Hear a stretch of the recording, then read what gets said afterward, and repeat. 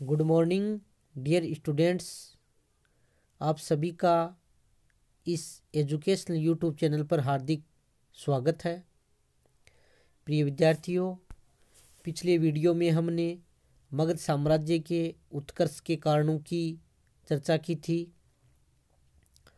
और आज हम मगध साम्राज्य के उत्कर्ष में हर्यक वंश के योगदान की चर्चा करेंगे। मगध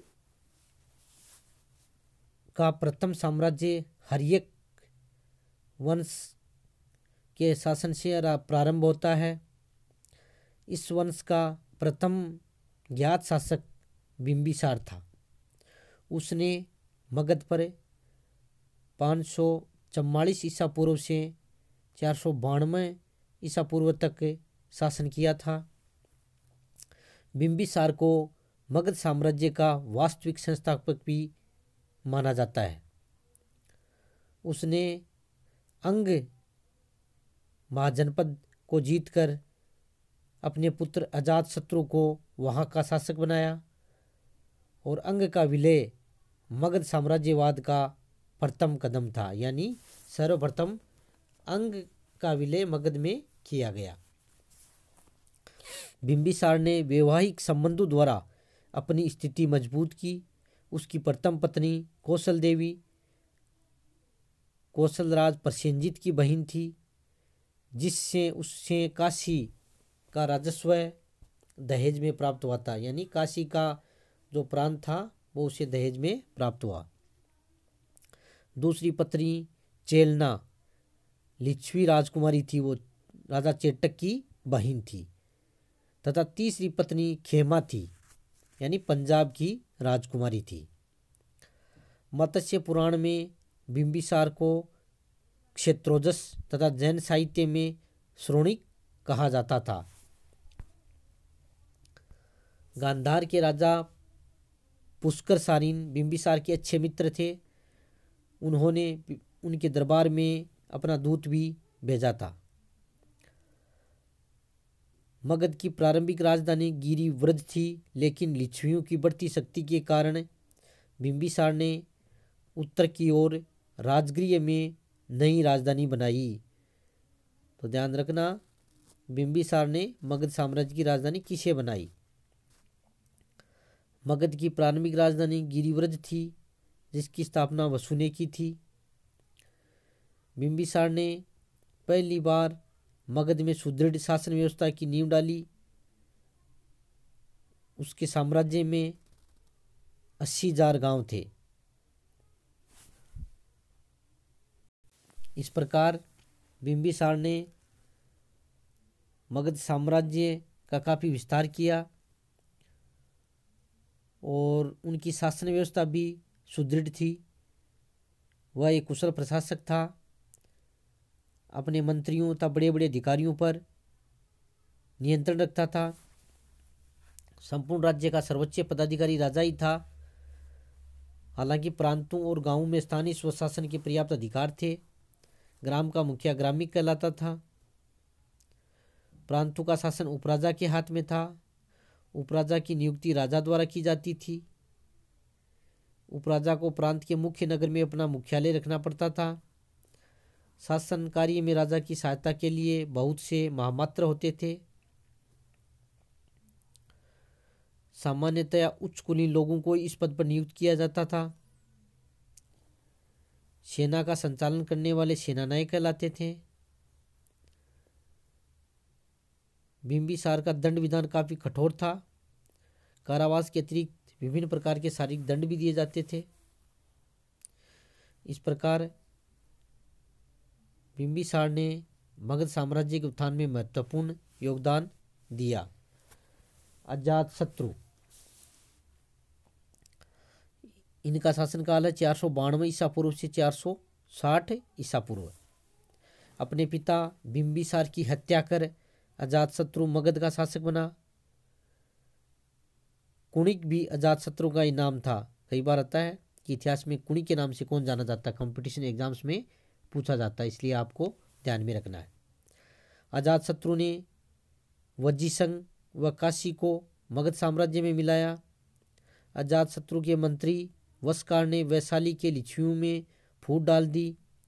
इससे वज्जीसंघ को जीतने में बड़ी आसानी हुई। वज्जी सिंह को जीतने में अजातशत्रु ने रथ मुसल व महाशिलाकंटक नामक अस्त्रों का प्रयोग किया। जैन ग्रंथों के अनुसार बिंबिसार के लिच्छवी राजकुमारी से उत्पन्न 2 पुत्र हल व बेहल को अपना सेचनक नामक हाथी व बहुमूल्य 18 लड़ियों का हार दिया। अजातशत्रु ने इन्हें राजा बनने पर वापस मांगा। हल व बेहल ने अपने नाना चेटक के पास वैशाली गए। इस कारण अजातशत्रु ने वैशाली से युद्ध किया। लिच्छवियों से सुरक्षा के लिए अजातशत्रु ने राजगृह का दुर्गीकरण किया, यानी वहां पर दुर्ग की स्थापना की। अजातशत्रु व कौशलराज प्रसेनजित के बीच काशी को लेकर युद्ध हुआ। बाद में प्रसेनजित ने अपनी पुत्री वाजिरा का विवाह अजातशत्रु से किया व काशी के गांव दहेज में दिए। अजातशत्रु के शासनकाल में ही बुद्ध को निर्वाण प्राप्त हुआ व राजगृह में सप्तपर्णी गुफा में प्रथम बौद्ध संगीति का आयोजन किया गया। अजातशत्रु भी अपने पिता की भांति साम्राज्यवादी था और मगध साम्राज्य का विस्तार किया।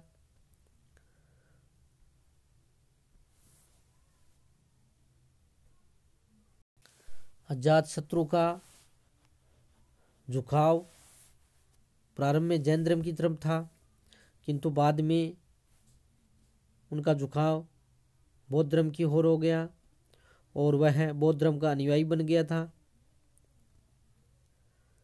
और उसका शासनकाल प्रथम बौद्ध संगति के लिए भी प्रसिद्ध है, जो कि राजगृह में हुई थी। इसके बाद में अजातशत्रु की हत्या उसके पुत्र उदयन ने की थी।